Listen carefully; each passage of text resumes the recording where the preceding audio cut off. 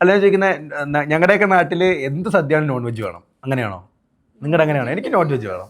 ഒരു മീനുണ്ടേ നല്ലതാ, അല്ലെങ്കിൽ ഒരു ഇച്ചിരി സദ്യ ആണെങ്കിലും 2 ചാള വറുത്തത് ചിലപ്പോൾ സൈഡിലുണ്ട്.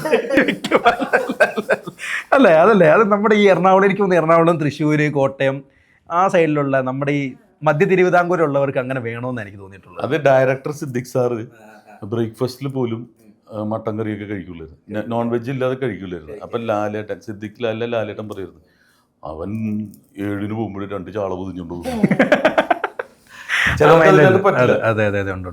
ശരിയാ. എനിക്ക് അങ്ങനെയൊന്നും കുഴപ്പമില്ല. വെജിറ്റേറിയൻ പ്യൂർ കഴിക്കാം എന്നുള്ള രീതിയിലാണ് എടുക്കും. കൃത്യമായിട്ട് നോമ്പ് ഒരു കൃത്യമായിട്ടൊന്നും പറയാൻ പറ്റില്ല. അങ്ങനെ കൂടെ സ്ട്രിക്റ്റും ആരെയും പേടിപ്പിക്കാനില്ല. എനിക്ക് പറ്റിയ ഞാൻ ചെയ്യും, അതേ ഉള്ളൂ. അല്ലാതെ അതിനുവേണ്ടി തന്നെ നിൽക്കത്തൊന്നുമില്ല അല്ലേ? ഞാൻ 50 നോമ്പ് 25 നോമ്പൊക്കെ എടുത്തിട്ടുള്ളതാണ്. അത് പിന്നെ എടുക്കണമെന്നൊന്നുമില്ല. ഒരു പ്രാവശ്യം എടുത്തു കഴിഞ്ഞിട്ട് അത് പറ്റും എന്നുള്ളത് നമുക്കറിയാമല്ലോ.